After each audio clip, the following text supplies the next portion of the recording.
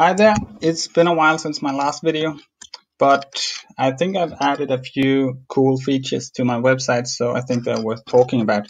So today we'll talk about model cards, but before we get started we need to find them. So you can just go to my website, hockeystatistics.com, go to data, and you can download the Excel version model cards, or you can even view the Google Sheets version here. So the Sheets version is pretty much the same, but there are a few more features in the Excel version. But this is what the Google Sheets version looks like. So that's it, yeah. But instead of looking at this, we'll work with the Excel version today. So I got that opened here, and this is what it looks like. So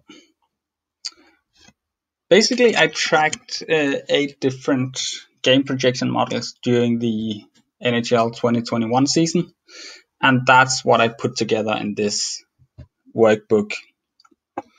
So you got the 8 different models here: Hockey Statistics, my model, the Athletic, and so on and so on and so on. So you can choose which model you want to look at. You can choose the season, although I only tracked the 2021 season, so this will just be empty.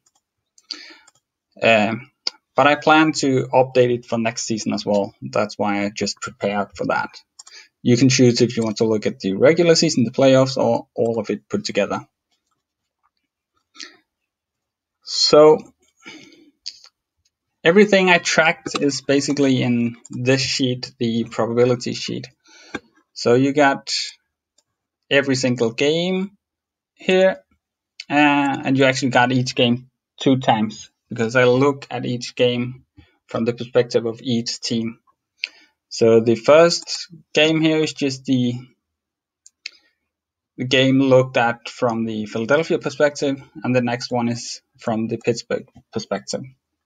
So I just tracked the odds, I tracked who won, how many points each team got, and then I tracked the win probability based on each model. So you got all the models here. And based on that, I calculated the log loss for each game. And the log loss for the model is just the average of all games put together. So that's what I tracked, and then I put it together here. So in this first box, you get how many games the model projected.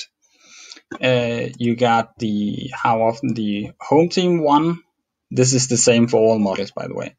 And you got how often the favorite team won. So basically it's how often did my model, or this model right here, pick the correct winner. And then you got the log loss of this model.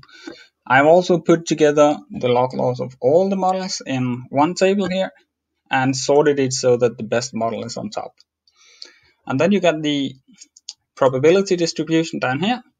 So how often did the favorite team have a win probability between 50 and 55%? Well, in my model it happened 296 times, and the favorite team won 54.7% of those.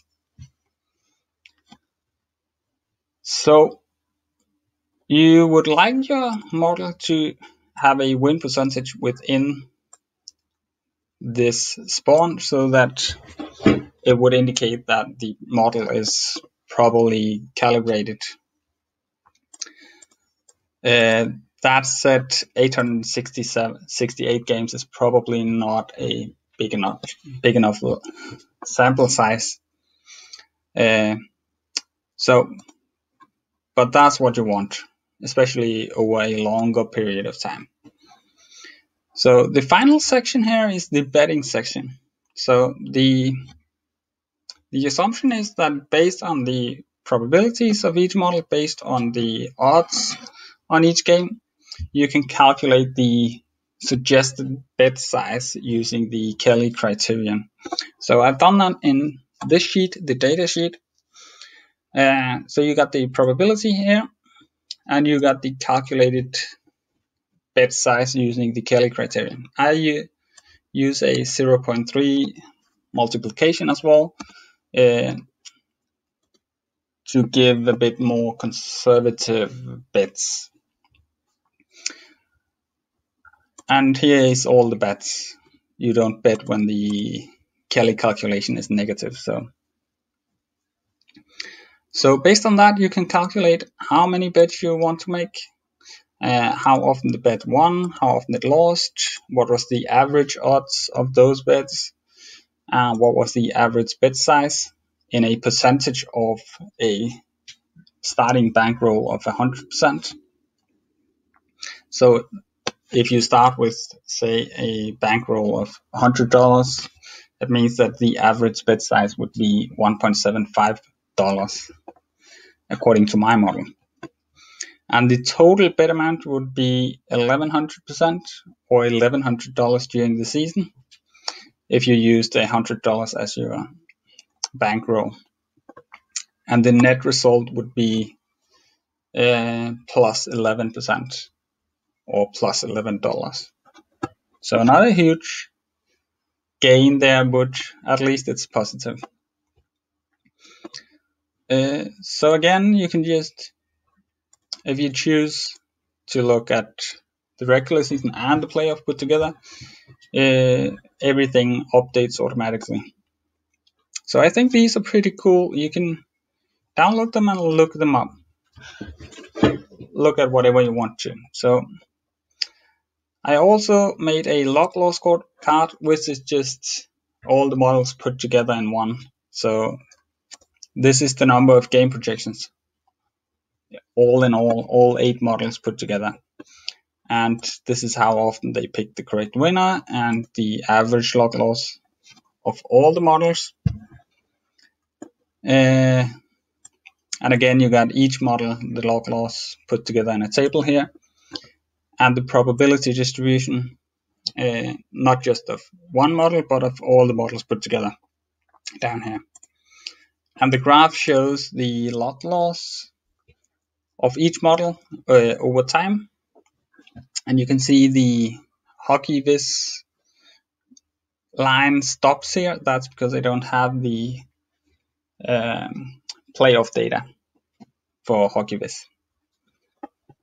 So the final thing I want to show is just this tab, the team log loss, which is just basically the log loss of each team.